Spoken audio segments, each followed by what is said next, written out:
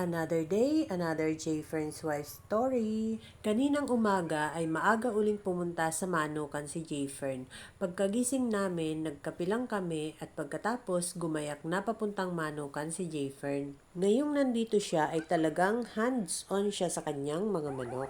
Mas maganda naman yung ganon dahil monitored talaga niya lahat sa Manukan. At kahapon nga ay ipinatali na niya lahat ng mga nakatangkal sa range area. At yung dalawang puting baby stag ay ipinatali na rin niya sa cording area. Inuutay-utay na niyang ipatali ang lahat ng nasa range area para madala na niya doon ang mga baby stag na nandito sa backyard. Natuwa nga pala dito sa aming kalamansi si J. Fern dahil ang dami na naman daw ulit bunga. Maliliit pa nga lang sila ngayon. Marami rin sa mga kalamansi namin ay nagbubulaklakan na ngayon. Maya-maya pa ay meron na naman ulit akong iha-harvest. Biglang naglakihan ngayon ang puno namin ng kalamansi.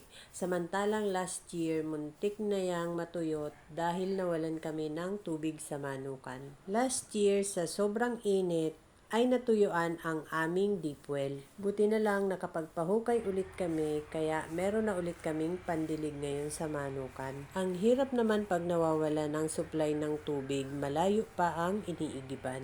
Sana naman ngayon wag nang matuyuan ang bumbang pinagawa namin. Ito naman ang aming Boston Brood Hen. Nangingitlog na siya ngayon.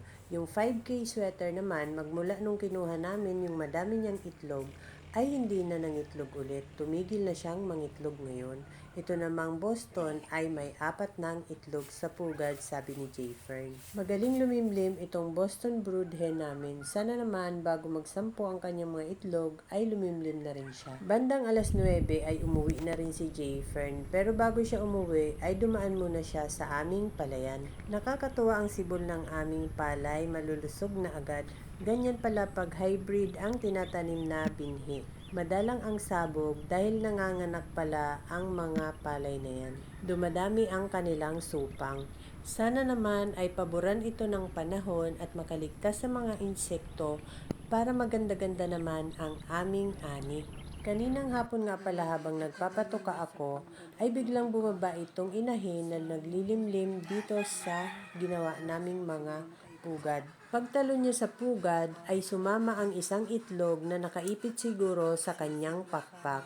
Nabasag at tinuka niya at nakita ko na lang ay tangay-tangay niya ang kanyang itlog. Mahigit 1 linggo na itong nalimlim kaya panigurado may mga sisiw na ang itlog nito.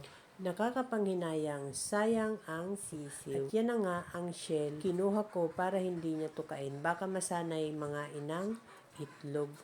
At yung kanya namang similya nung nakita ko, ayan, may sisiw na nga ang kanyang itlog. Sayang talaga. Pagkatapos kong magpatuka kanina ay hinuli ko ang dalawang ARL Rhino sweater namin. Itong dalawang ARL Rhino sweater namin. Matagal lang hindi nangingitlog.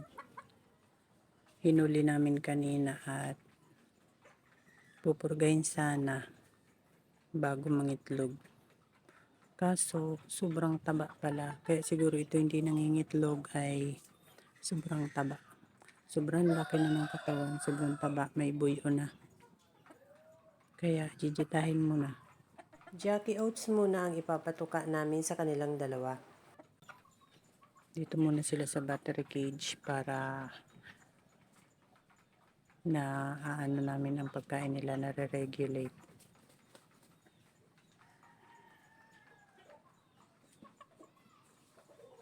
Hindi talaga nangingitlog ang manok pag sobrang taba. Parang naiipit na ng taba niya yung kanyang itlogan. Ito naman yung isang brood hen na nangingitlog doon sa ginawa naming pugaran sa dulo. Baka 1 or 2 days from now ay lumimlim na rin ang inahin na yan dahil kanina nung pumunta siya sa pugad ng umaga ay halos tanghali na siyang bumaba. That's all guys. Thank you so much for watching. Please like, share, and follow for more. See you on my next video. Bye!